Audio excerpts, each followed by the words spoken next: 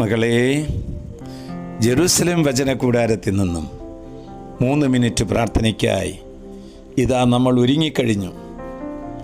ഒരു മാലയിൽ കോർത്ത പുഷ്പങ്ങളെപ്പോലെ വീടുകളിലും സ്ഥാപനങ്ങളിലും വാഹനങ്ങളിലും മേശയ്ക്ക് ചുറ്റും ഒക്കെ ഇരുന്നു കൊണ്ട് ഇതാ കർത്താവിൻ്റെ വചനത്തിനായി കാതോർക്കുകയാണ്. ദൈവം നമ്മുടെ കൂടെ വസിക്കാൻ ആഗ്രഹിക്കുകയാണ്. ഈശോ നമ്മുടെ കൂടെ ഇരിക്കാനും കൂടെ ഭക്ഷണം കഴിക്കാനും ആഗ്രഹിക്കുന്നു. എന്തു വേണം? നമ്മുടെ ഹൃദയം നമ്മൾ തുറന്നു കൊടുക്കണം. ഹൃദയ കവാടത്തിൽ മുട്ടുന്ന യേശു നമ്മോട് സംസാരിക്കുന്നു. നിയമാവർത്തനം 31 അധ്യായം 8 വാക്യം. കർത്താവാണ് നിൻ്റെ മുൻപിൽ പോകുന്നത്, അവിടുന്ന് നിന്നോട് കൂടെ ഉണ്ടായിരിക്കും. അവിടുന്ന് നിന്നെ ഭഗ്നാശനാക്കുകയോ പരിത്യജിക്കുകയോ ഇല്ല. മകളെ, വഴിയും വഴികാട്ടിയുമാണ് നമ്മുടെ ദൈവം. ആ ദൈവമായ കർത്താവാണ് നമ്മോട് പറയുന്നത്, നിന്നെ ഞാൻ നിരാശപ്പെടുത്തുകയില്ല, ഞാൻ നിന്നെ ഉപേക്ഷിക്കുകയുമില്ല. സമുദ്രത്തിൽ വഴിവെട്ടിയവനാണ് നമ്മുടെ കർത്താവ്. യേശു നേർവഴി നടത്താൻ, നേർവഴിയിലൂടെ നയിക്കാൻ കഴിവുറ്റവനാണ്. അവിടെ നിന്നാണ് നമ്മുടെ മുന്നിലൂടെ കടന്നു പോകുന്നത്.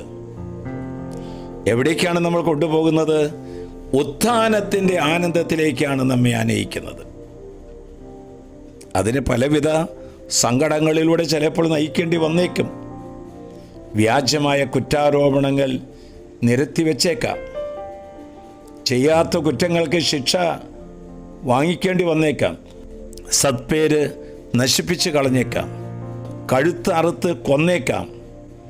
മർദ്ദിച്ചും നാടുകടത്തിയും പ്രിയപ്പെട്ടവരുടെ മുമ്പിൽ മാനഭംഗപ്പെടുത്തിയും നമ്മെ സങ്കടപ്പെടുത്തുമ്പോൾ അവിടുന്ന് നമ്മോട് പറയുകയാണ്, ഞാൻ നിന്നെ ഒരു നാളും ഉപേക്ഷിക്കുകയോ അവഗണിക്കുകയോ ചെയ്യുകയില്ല.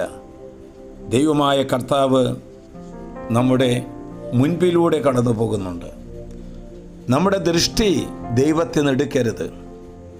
നമ്മുടെ കണ്ണുകൾ അവിടുത്തെ തന്നെ നോക്കിയിരിക്കണം. അല്ലെങ്കിൽ പലപ്പോഴും പല പ്രതിസന്ധിയുടെ നടുവിൽ, സമുദ്രത്തിൻ്റെ നടുവിൽ നമ്മൾ താഴ്ന്നു പോയേക്കാം. ആ കർത്താവിൽ ദൃഷ്ടി ഉറപ്പിച്ചുകൊണ്ടുള്ള സുധീരമായിരിക്കുന്ന ഒരു മുന്നേറ്റമായിരിക്കട്ടെ നമ്മുടെ ജീവിതം. ആശ്വാസപ്രദമായ രാത്രി, പ്രതീക്ഷാനിർഭരമായ പ്രഭാതം, സൽപ്രവർത്തികൾ നിറഞ്ഞ ദിവസം നൽകി അവിടുന്ന് നമ്മെ എല്ലാവരെയും അനുഗ്രഹിക്കട്ടെ. ഇതാ യേശുവിലേക്ക് കണ്ണുകൾ ഉയർത്തി നോക്കുക. അവിടുന്ന് നമ്മെ ഓരോരുത്തരെയും, നിന്റെ സങ്കടങ്ങൾ വ്യക്തമായി അറിയുന്ന കർത്താവ് നിന്റെ മുമ്പിലൂടെ കടന്നു പോവുകയാണ്. നമ്മുടെ കർത്താവ് ഈശോ മിശിഹായുടെ കൃപയും പിതാവായ ദൈവത്തിൻ്റെ സ്നേഹവും പരിശുദ്ധാത്മൻ്റെ സഹവാസവും പരിമളവും നാം എല്ലാവരോടും ഈ കൂട്ടായ്മയോടും കൂടി ഉണ്ടായിരിക്കട്ടെ, ഇപ്പോഴും എപ്പോഴും എന്നേക്കും. ആമേൻ.